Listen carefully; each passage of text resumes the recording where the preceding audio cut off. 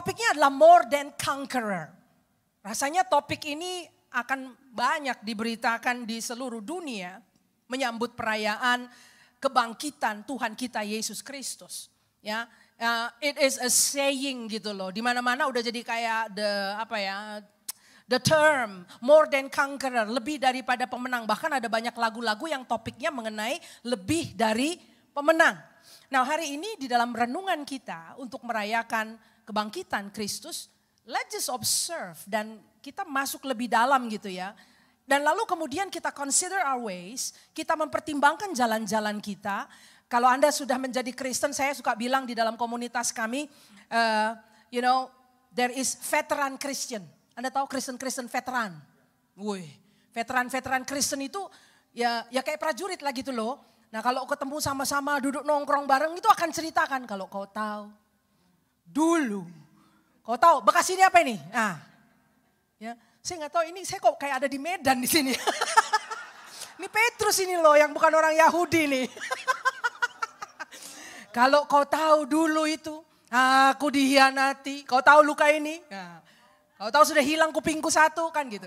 Itu orang veteran suka ngumpul kayak begitu kalau ngomong, saudara.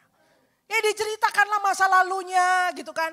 Aku ini dulu pelayanan di sana. Habis itu aku pindah dari situ karena ada masalah. Aku pindah di sini, lalu aku pindah di sini. Itu kalau nongkrong orang-orang veteran ini memang kayak tahe. Wah, aku nggak tahu aku akan diundang lagi apa enggak ini. Gawat nih. Penyambutannya terlalu hangat ini. Bu Ika bagaimana ini? Aku rasa kayak di kampung halaman jadinya kan. Itu kalau kongko-kongko itu yang diceritakan. Lalu kita tanya, udah kelar belum lukanya? Kok masihnya kayak ada masih perban-perbannya? Itu nanahnya pun kelihatan merah-merah. Udah berapa lama itu?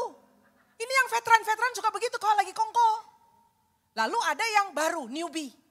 Nah, newbie yang baru-baru tuh.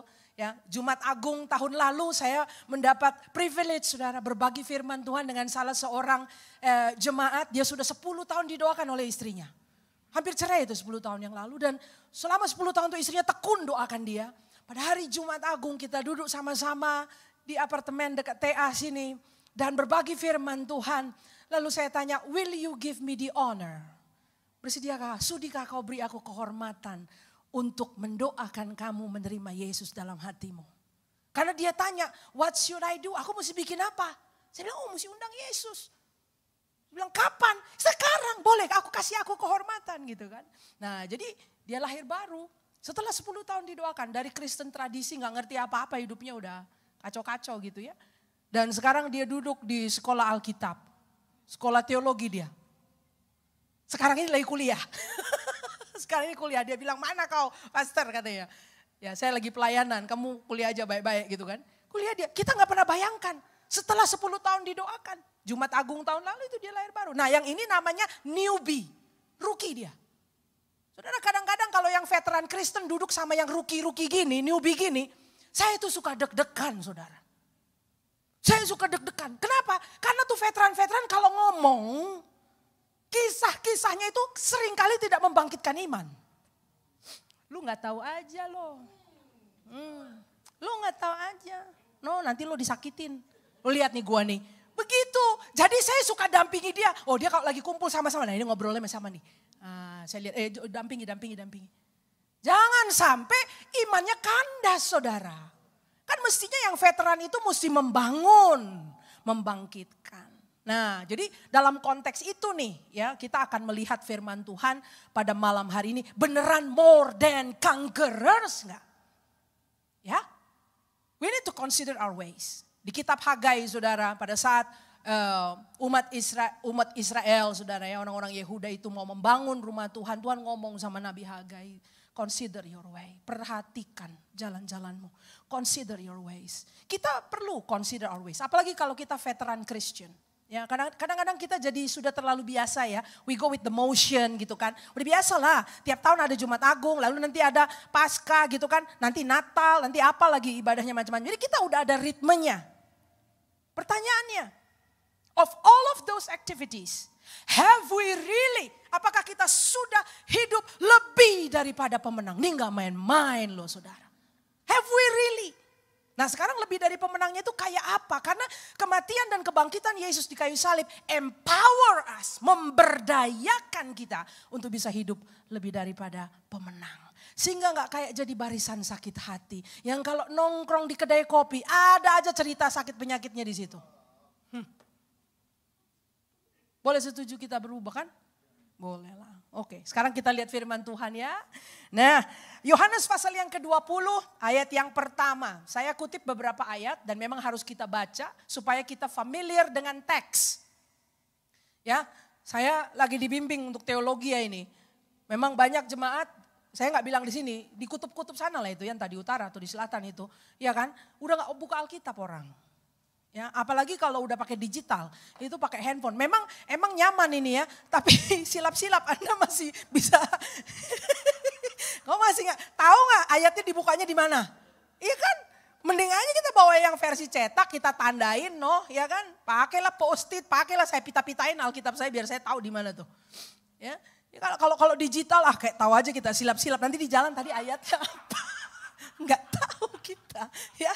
Jadi nggak apa-apa dicatat di rumah nanti dibaca. Oke? Sekarang kita lihat di layar. Ayat 1-2. Pada hari pertama minggu itu pagi-pagi benar ketika hari masih gelap. Pergilah Maria Magdalena ke kubur itu. Dan ia melihat bahwa batu telah diambil dari kubur.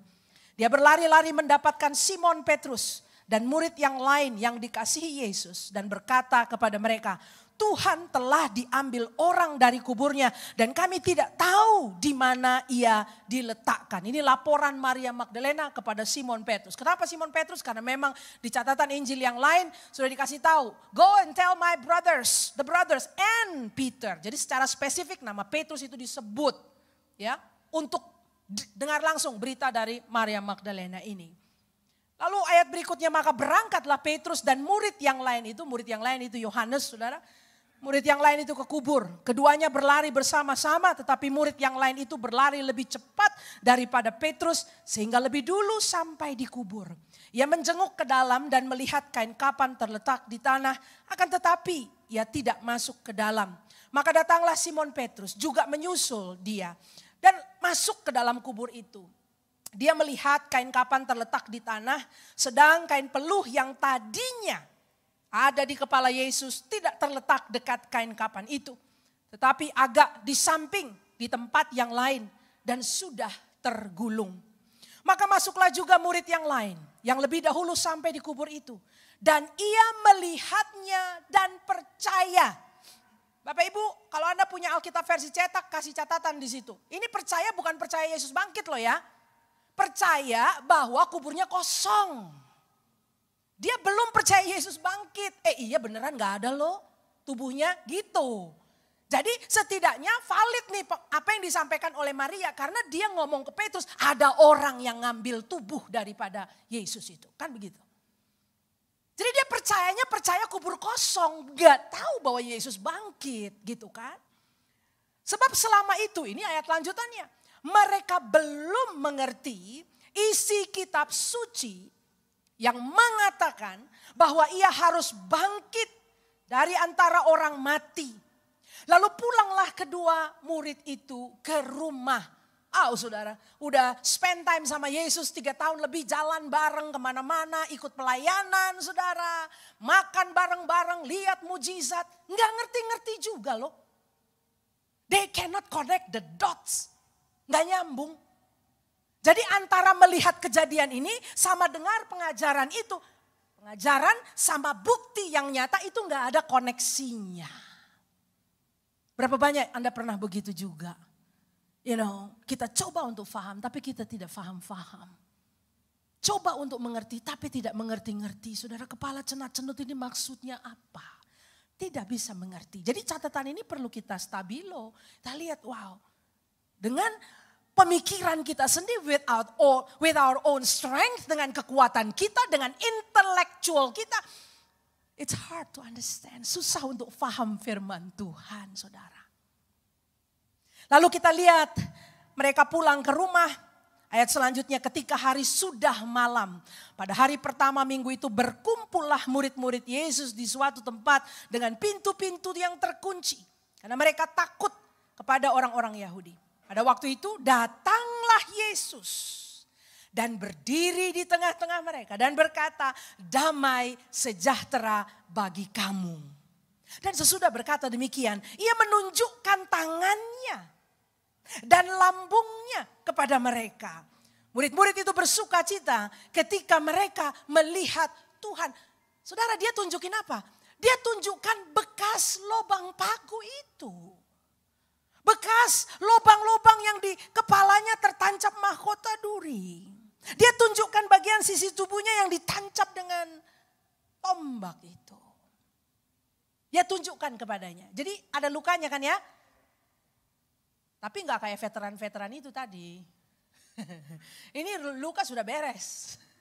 It's done and over with. Nggak ada tuh nongkrong di kedai-kedai kopi sambil makan nasi uduk dan bilang kalau kau tahu. Itu dia selalu. Ya, boleh nggak kalau ada orang ngomong kalau berhenti. Enggak, gue nggak mau tahu. Karena lu udah keseringan ngomong begitu.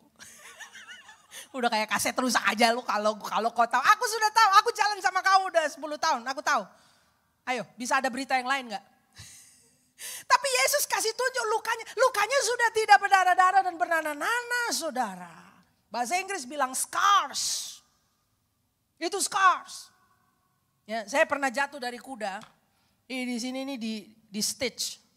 Dijahit di sini tanpa anestesi, saudara, karena saya jatuh dari kuda. Aduh, ngeri sekali hari itu. Tapi kalau ditanya sekarang, kalau saya lagi pasang make up, saya akan lihat tuh bekas stitch di situ, bekas jahitan itu di sini. Ya. Tapi kalau saya pegang nggak kenapa-napa.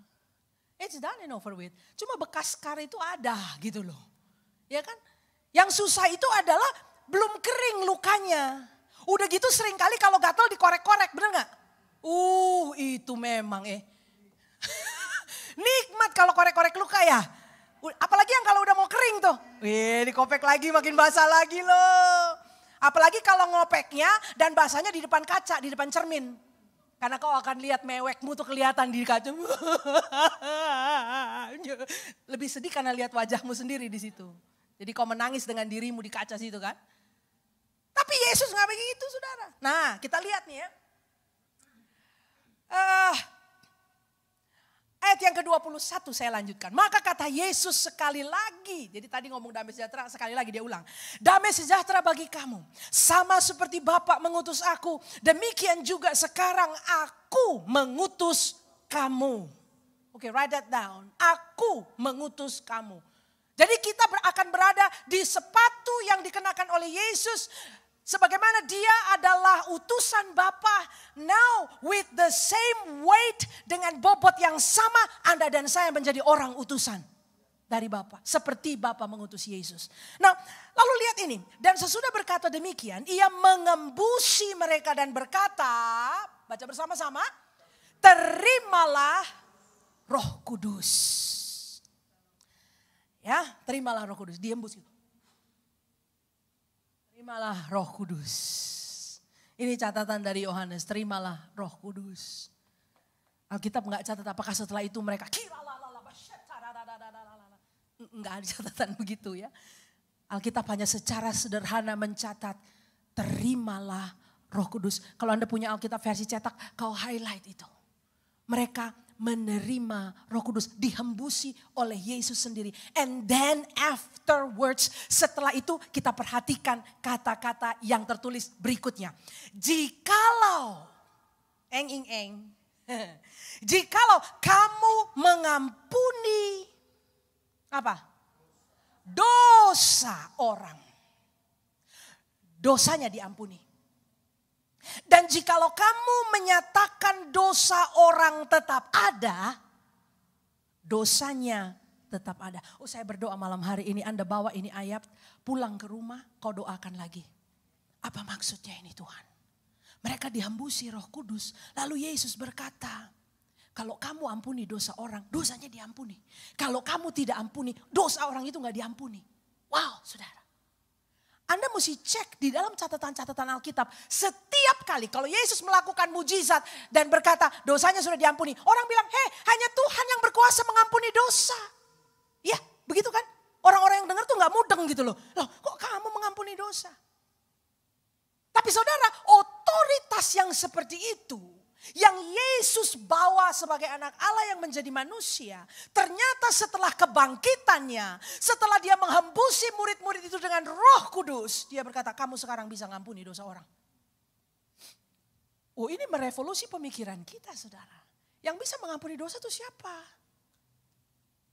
Saya pada hari Jumat Agung kemarin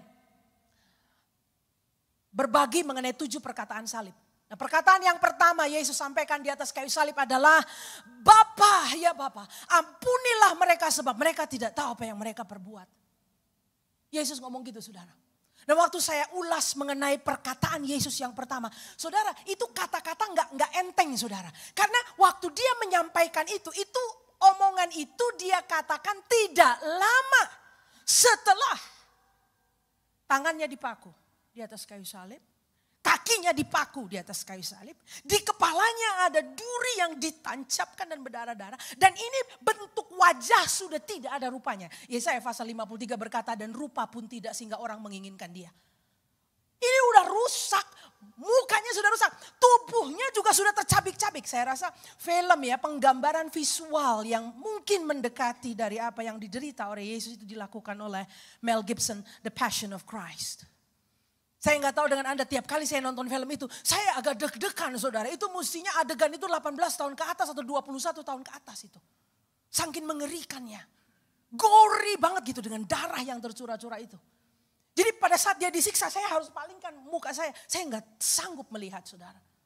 Tapi penggambaran yang mendekati itu adalah karya film itu, saudara. Nah, bayangkan dalam kondisi yang sudah tercabik-cabik dan tubuh yang sudah remuk dan hancur, saudara. Pada saat dia tergantung di atas kayu salib, nafasnya tersengal-sengal dan untuk bisa bernafas saja, itu dibutuhkan kekuatan yang luar biasa karena sakit sekali tubuhnya. Dan dia berkata,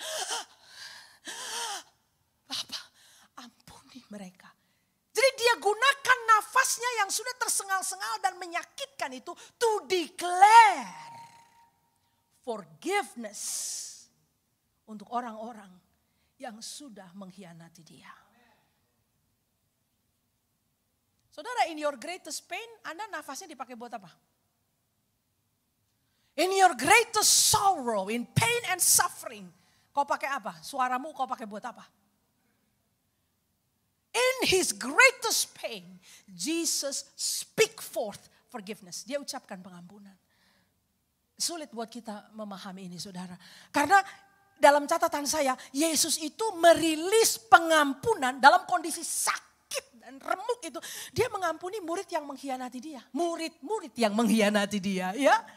Memang yang sering kali didramatisir, itu si Yudas sama Petrus. Di mana-mana pun itu. Tapi kalau Anda cek catatan Alkitab Anda, yang mengkhianati dia itu semuanya. Semuanya lari. Yesus sudah bilang, kau ini semua akan meninggalkan aku kok. Tapi yang berani tambeng, jawab balik, si Petrus. Emang apa juga diresponi dia itu. Emang apapun. Sama kan kalau anak-anak di sekolah, ya gurunya mau ajukan pertanyaan. Oke, siapa yang bisa menjawab pertanyaan berikut ini? Langsung angkat tangan. Pertanyaannya belum ditanya. Aku duluan jawab. Pertanyaannya apa, Bu? Nah, belum ditanya dia sudah jawab gitu. Nah, itu Petrus modelnya kayak begitu. Ya, saya rasa memang apakah mungkin penokohan malam hari ini tepat?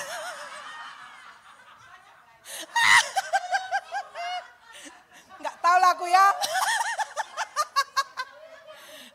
Enggak tahu lah aku. Aduh, jadi yang mengkhianati itu bukan cuma si Petrus sama Yudas, semua. Dan Anda tahu di perjamuan makan malam itu mereka kan tanya, mereka gusar siapa yang akan mengkhianati dia. Karena Yesus bilang salah satu dari kamu akan mengkhianati saya, kan gitu kan. Lalu mereka tanya siapa kan gitu. Lalu dia bilang orang yang mencelupkan ke dalam pinggan itu katanya. Ini berarti orang yang duduk makan bersama dia kan. Rasul ini, rasul. Rasul ini. Duduk makan bersama dengan dia. Saya itu kemarin di kelas, ada dosen saya berkata begini. Dalam tradisi Yahudi, diajak makan itu spesial, itu istimewa. Ya, karena kalau sampai diajak makan berarti dan bersedia datang untuk makan, itu berarti you open up your heart for brotherhood. You open up your heart for trust-based relationship. Untuk hubungan saling percaya. Itu kalau makan. Beda sama kita sekarang kan. Kita makan nasi uduk sama-sama. Makan sushi sama-sama. Habis itu berkhianat. Sekarang karena ya kita bisa makan sama-sama. Habis itu aku makan kau pun. Nah, kau lu gua telan sekalian juga tuh. Gitu loh. Tapi pada zaman itu. Makan bersama itu budayanya kental saudara. Itu persahabatan. It's an opening of the heart. For brotherhood, for covenant saudara. Dosen saya bilang begini, orang makan bareng itu setara belajar Taurat. Orang makan bareng setara belajar Taurat. Seperti itu. Makanya orang-orang Farisi suka nyinyir. Waktu Yesus makan sama pemungut cukai. Artinya apa? Kok kau buka hatimu buat orang-orang berdosa ini? Itu orang berdosa, jangan makan sama mereka. Mereka tidak punya privilege seperti kita. Orang-orang yang faham Taurat.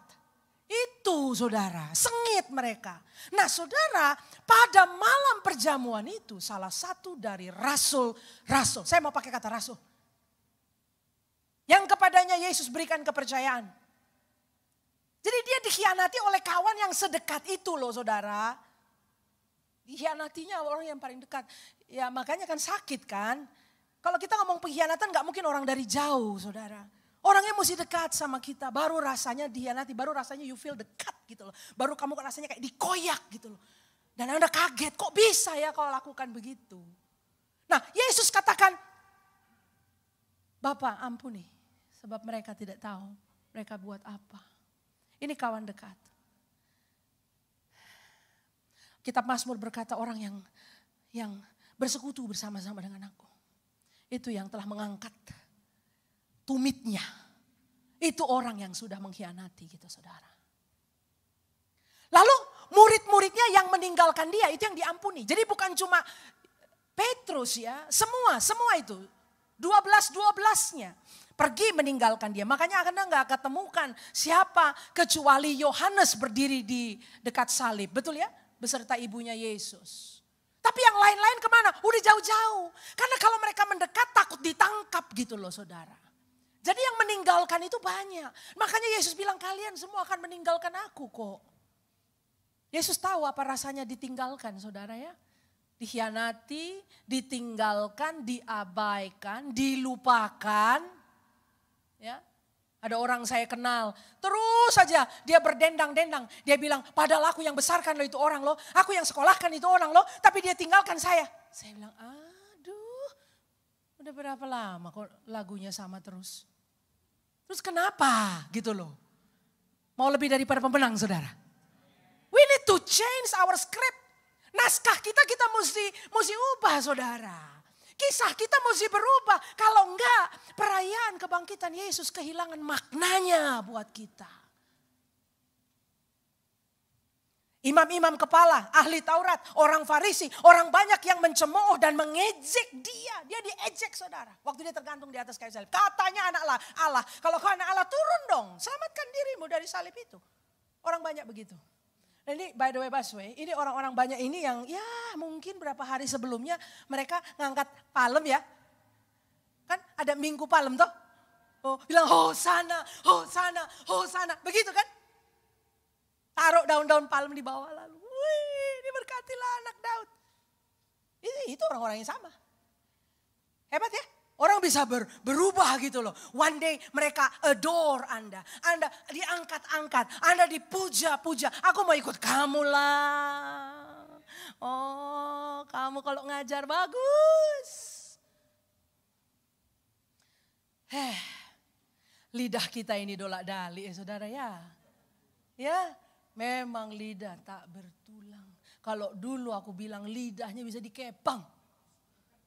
Saking banyak cabangnya. Bisa.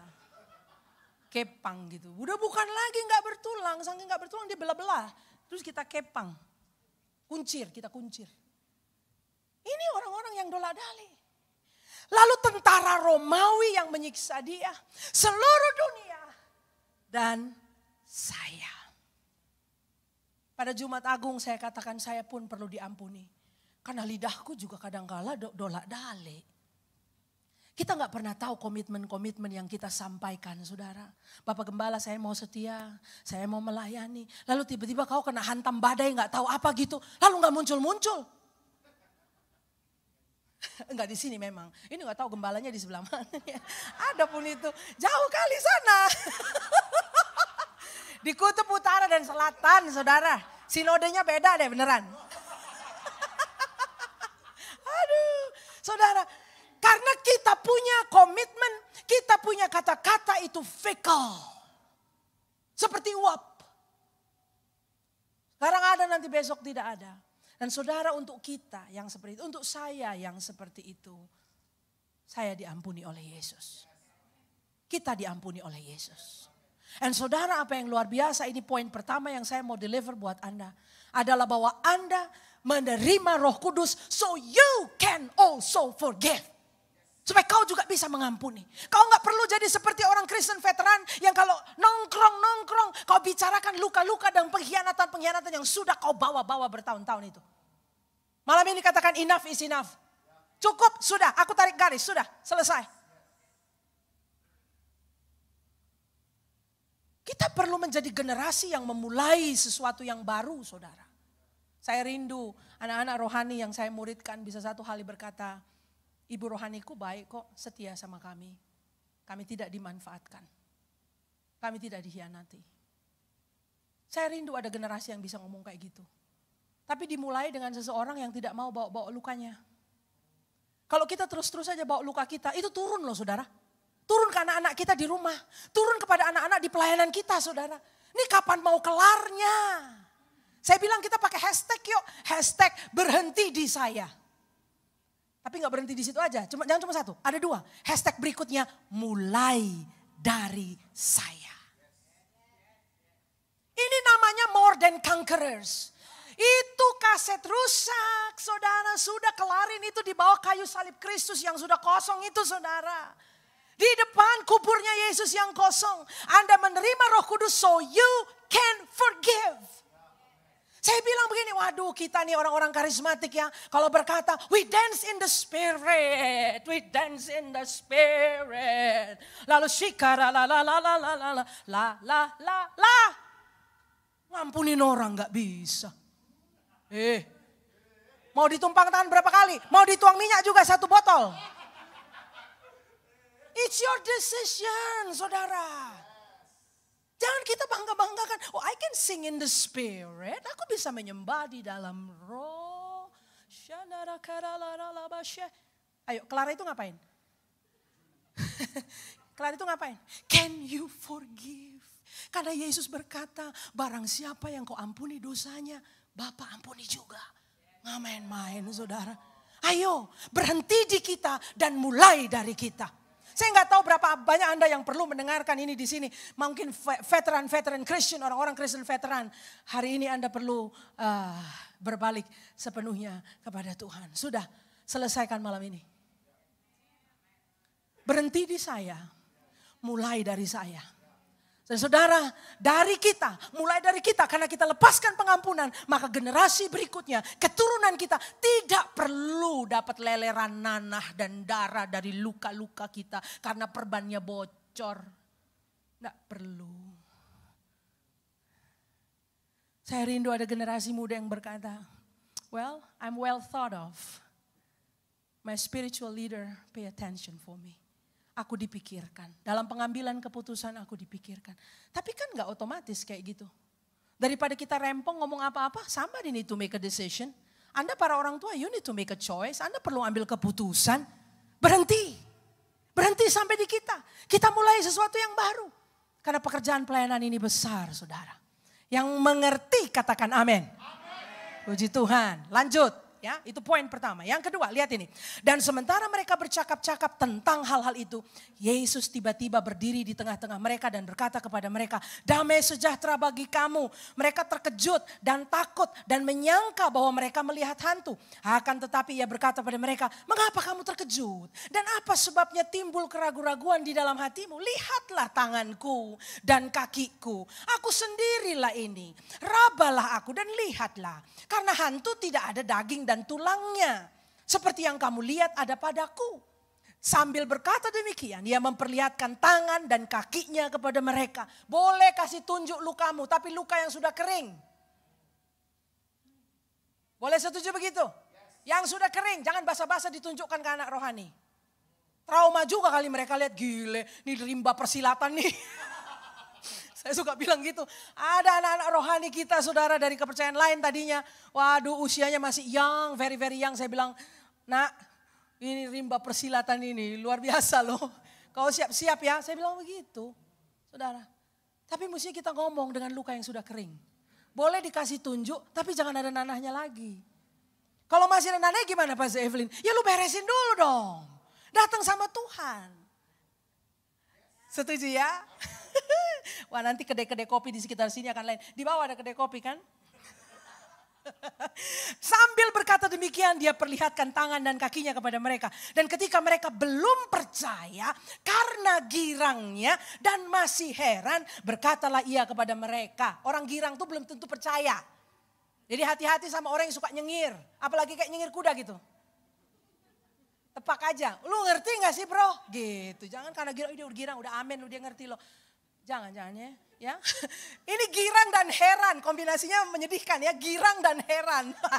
Kita mau girang dan mengerti. Jadi Bapak Pendeta, hamba-hamba Tuhan di sini, hati-hati kalau jemaat sudah sangat girang. Itu di interview, panggil di kantor. Kau ngerti nggak tadi firman Tuhan itu? Kau girang kali kelihatannya. Ini ada yang di interview nanti Bapak Gembala. Lalu Yesus bilang begini, lihat lagi ini, lihat ini. Ia berkata kepada mereka, ya, karena ini girang dan tidak mengerti. Apa treatmentnya untuk orang yang girang dan tidak mengerti? Ada treatmentnya.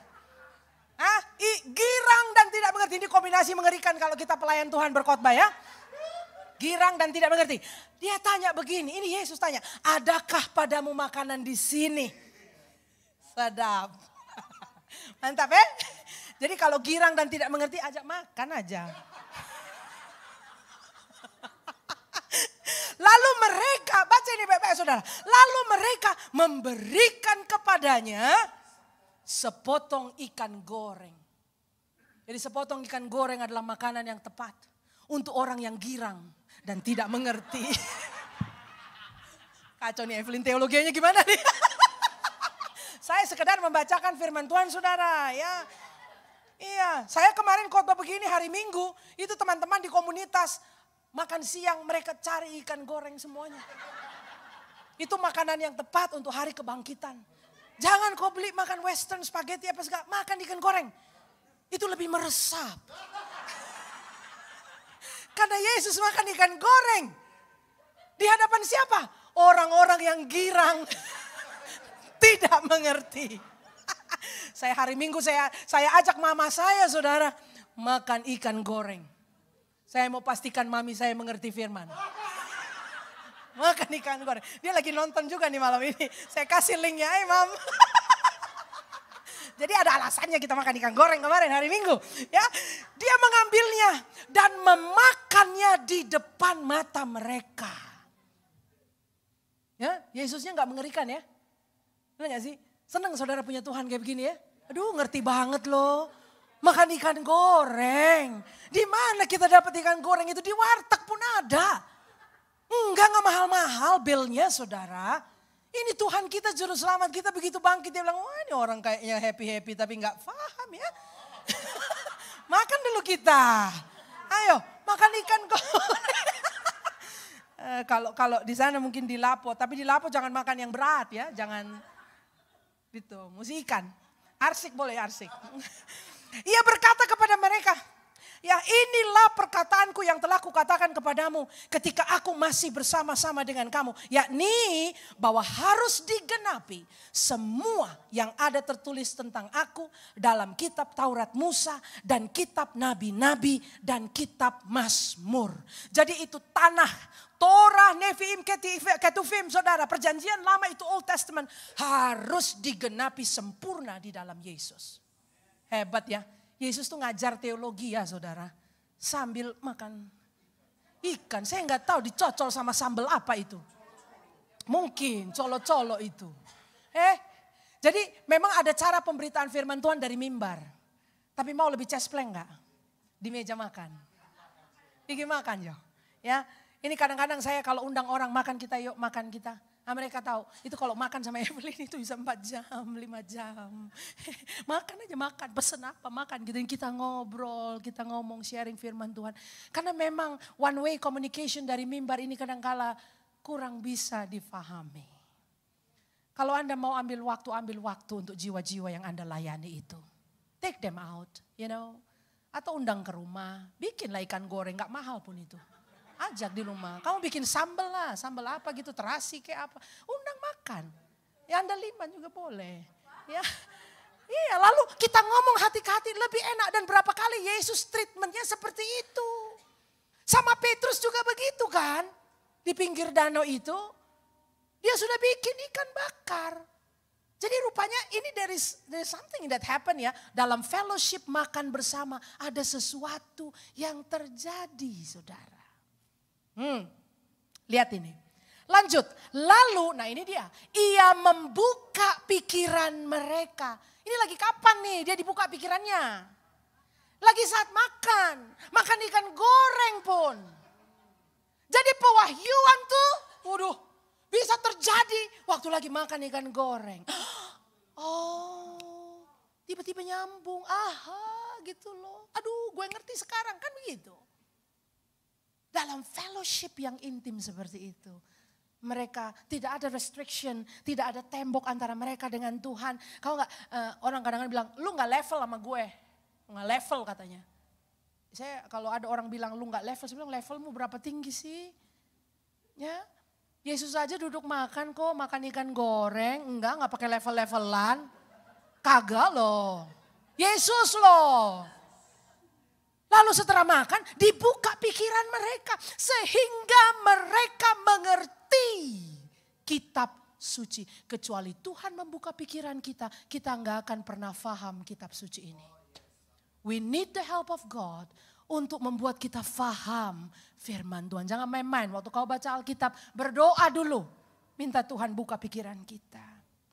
Nah lihat ini, katanya pada mereka ada tertulis demikian. Mesias harus menderita dan bangkit dari antara orang mati pada hari yang ketiga. Dan lagi dalam namanya berita tentang pertobatan dan pengampunan dosa harus disampaikan kepada segala bangsa mulai dari Yerusalem. Kamu adalah saksi dari semuanya ini. Saudara saya baca ayat ini gak berasa saudara dalam bahasa Indonesia bertahun-tahun tuh gak berasa. Saya switch terjemahan yang saya gunakan. Saya ganti ke English Standard Version ya ESV Bible. Dan ditemukan seperti ini. And that repentance for the forgiveness of sins should be proclaimed. Hello. Bahasa Indonesia tadi bilang apa? Disampaikan. Aduh kayaknya kurang gitu loh, kurang gigit gitu kan. Disampaikan, but in the English, dalam bahasa Inggris dikatakan should be proclaimed in his name to all nations. Saudara tanggal 17 Agustus tahun 1945 saudara. Di Jalan Pegangsaan saudara. Ada 2 orang pria. Bapak proklamator kita Bapak Presiden Soekarno dan wakilnya saudara Muhammad Hatta. Mereka membaca teks yang isinya hanya beberapa kalimat pendek. Tapi kalimat pendek itu mengubah wajah Indonesia. Karena pada hari itu dideklarasikan kemerdekaan. Diproklamirkan kemerdekaan bangsa Indonesia. Do you get the point? Nangkep bobot dari kata proklamasi. Jadi Yesus bilang sama orang-orang itu. Setelah kebangkitannya. Sekarang kamu akan memproklamasikan. Saudara orang yang memproklamasikan itu orangnya namanya apa? Ayo dong. Lebih keras? Oh yes. Proklamator saudara. Proklamator. Dan di dalam 2 Korintus pasal yang kelima dikatakan bahwa orang yang ada di dalam Tuhan kita adalah ciptaan yang baru. Yang lama sudah berlalu, betul begitu? Dan kepada kita dipercayakan pelayanan pendamaian. Kepada kita dipercayakan berita pendamaian. Karena itu kita menjadi utusan-utusan Tuhan. Utusan di situ adalah duta besar. Ambassador. Saudara, kita perlu bobot-bobot seperti ini. Kena stimulasi kayak gini. Digetarkan seperti ini saudara. Sehingga kita tidak anggap remeh apa yang sudah terjadi dan Yesus kerjakan 2000 tahun yang lalu. Katakan, saya menjadi proklamator. Yes, kenapa menjadi proklamator? Alkitab berkata, kamu adalah saksi dari semuanya ini. You are witnesses of these things. Saudara, bahasa aslinya martus. Dari martus turunan katanya martir, saudara. Ternyata proklamator ini gak kaleng-kaleng. Gak main-main, saudara. Mereka melihat Yesus yang sudah bangkit itu. Mereka makan ikan goreng sama dia. Bagaimana mau disangkali kebangkitan Yesus? Dia lihat Yesus makan ikan goreng. Dan saudara, orang-orang ini menjadi saksi. Alkitab bilang turunan katanya jadi martir, saudara. Gak kaleng-kaleng kekristenan. Orang yang mengalami dan mencicipi karya Yesus di atas kayu salib. Bahkan bersedia menyerahkan nyawanya bagi salib itu. Pada perayaan kebangkitan Yesus pada tahun ini. Bapak Ibu, 2 hal saya sampaikan kepada Anda. Anda dipenuhi oleh Roh Kudus untuk bisa mengampuni dosa orang yang telah berdosa kepada Anda. Sama seperti Tuhan kita mengampuni orang yang bersalah, Anda dimampukan untuk bisa mengampuni. Release them, lepaskan mereka. Saya bilang kemarin hari Minggu saudara, kita pikir kita penjarakan orang-orang itu. Dengar, orang yang nyakitin Anda bebas loh, jalan di luaran sana. Kamu yang tiap hari mikirin dia di atas ranjang, mikirin dia. Yang dipenjara sebenarnya siapa? Yang sakit badannya siapa? Yang kena emah itu siapa? Yang ansietas itu siapa? So you do yourself a favor. Tolong dirimu saudara, lepasin. Bebaskan dari penjara hati Anda. Set them free, forgive them. Kadang-kadang yang mesti diampuni diri kita. Ya. Ada kesalahan-kesalahan yang kita gak tahu kita bikin apa. Aduh kita sesali, aduh kalau aja gue gak gitu. Aduh gue percaya sih sama dia. Aduh. Nah oke, hari ini settle it. Lepaskan dirimu dari penjara itu. Forgive yourself. Ampuni dirimu. Kalau Anda butuh ampuni orang lain, ampuni orang lain. Kalau Anda perlu ampuni dirimu, ampuni dirimu. Yang kedua saudara, jadilah proklamator. Di tempat di mana Anda berada. In your sphere of influence, jadilah utusan Tuhan. Seperti Bapak proklamator kita saudara yang memberitakan, membacakan teks kemerdekaan negara kita. Anda bisa memberitakan kemerdekaan itu. Merdeka dari perbudakan akan dosa. Amin saudara. Kita bangkit berdiri bersama-sama. Berapa banyak di sini sambil Anda memejamkan mata Anda berkata, yes itu firman buat saya. Tadi sementara disampaikan aku kok jantungnya ini berdebar-debar. Saya tahu sayalah orangnya yang memang perlu melepaskan pengampunan. Kalau itu Anda angkat tangan di mana Anda berdiri saat ini. Yang kedua, kalau Anda berkata, oh mesti jadi proklamator ya, mesti jadi pemberita ya. Selama ini sudah bertahun-tahun jadi veteran Kristen, Anda belum pernah memberitakan Injil kepada siapapun. Ya, tetangga-tetangga belum tahu, teman di kantor belum tahu. Tapi hari ini saudara, waktu kita merayakan kebangkitan Yesus, know that you know, Anda diperlengkapi oleh Roh-Nya untuk bisa memberitakan. Jadi untuk 2 hal ini, yang pertama tadi kalau Anda tahu ada orang-orang yang perlu Anda ampuni atau dirimu mungkin. Angkat tangan. Semua mata dipejamkan, let me pray for you. Saya mau doakan Anda. Oke, ada beberapa tangan terangkat. Tuhan lihat tangan-tangan Anda. Oke, I see the hands. Kita berperkara ya sama Tuhan. This has to end tonight. Ini perkara mesti kelar malam ini, jangan dibawa pulang lagi. Boleh begitu? Kita kelarin malam ini saudara. Gak akan lagi kita duduk nongkrong-nongkrong dan ngomongin luka-luka kita itu. Beresin sekarang. Kita lebih dari pemenang. Beberapa di antara Anda, itu tadi yang pertama. Yang kedua, Anda berkata, saya mau loh jadi proklamator, memberitakan Yesus di tempat di mana saya kerja, di keluarga saya. Selama ini saya takut. Nah, ada yang takut tuh. Malam ini firman berbicara kepada Anda. Anda mau serahkan diri Anda untuk jadi pemberita. Angkat tangan tinggi-tinggi. Oke, I see the hands. Angkat tangan tinggi-tinggi. Oke, kita doa ya. Just a simple prayer. Bapa Surgawi dalam nama Tuhan Yesus. Tuhan terima kasih ya. Kau berbicara malam hari ini. Tuhan, di hadapanku berdiri anak-anakmu, murid-muridmu. Tuhan, sakit hati mereka ini. Bertahun-tahun, luka-luka yang mereka bawa. Entah karena mungkin dikhianati, ditinggalkan, dibohongi. Tapi sakit sekali. Dan itu yang sudah jadi omongan mereka. Hari ini Tuhan, kami bawa perkara ini di hadapan Tuhan. Bapak Ibu yang tadi mengangkat tangan untuk perkara yang pertama. Lakukan pemberesan. Ngomong sekarang dari mulut Anda. Katakan, aku lepaskan pengampunan. Ayo ngomong itu. Aku lepaskan pengampunan. Entah itu mungkin ibu mertuamu, itu mungkin iparmu, itu mungkin tetangga Anda, bos Anda, teman kerja. Orang yang kepadanya Anda percaya, Anda taruh duit, mungkin investasi, I don't know. Anda berperkara dengan Tuhan, lepaskan pengampunan. Kalau Anda berkata, gue bego banget ya, kenapa aku ini bodoh sekali, kok mau percaya. Jadi Anda persalahkan dirimu, ampuni dirimu sekarang. Lepaskan pengampunan, lepaskan pengampunan. Thank you Lord Jesus, terima kasih Tuhan. Bapak firman-Mu berkata engkau setia dan adil. Apa yang kami perkarakan di hadapan Tuhan pada hari ini. Firman-Mu berkata engkau Bapa kami yang setia dan adil. Engkau mengampuni kami Tuhan dari segala dosa kesalahan ini. Dan engkau yang menyucikan hati kami dari segala pelanggaran. Tuhan biar hati nurani kami Tuhan menjadi bersih lagi. Putih seperti salju Tuhan. Karena perkara ini dibereskan di hadapan Tuhan malam ini. Kami enggak bawa lagi luka-luka ini keluar dari pintu depan itu. Terima kasih Bapak Surgawi. Tuhan, juga aku berdoa bagi saudara-saudaraku yang memberi diri, yang mengangkat tangan pada hari ini dalam kesederhanaan komitmen ini. Tuhan, menanggapi firman-Mu, mereka beri diri mereka menjadi proklamator. Now I pray Father, aku doa pakai dalam nama Yesus. Dalam berbagai macam skala, dalam berbagai macam strength and anointing, Tuhan pakai dalam nama Yesus.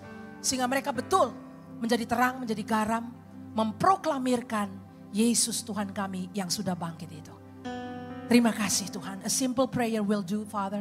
Karena Bapak kami mendengar seruan kami malam ini. Bapak Surgawi terima kasih buat malam ini. Buat kesempatan berbagi firman. Terpuji namamu Tuhan. Biar berkat-Mu turun atas gereja ini, atas keluarga-Mu ini. Bertambah-tambah, bertambah-tambah, bertambah-tambah. Di dalam nama Tuhan kami Yesus Kristus.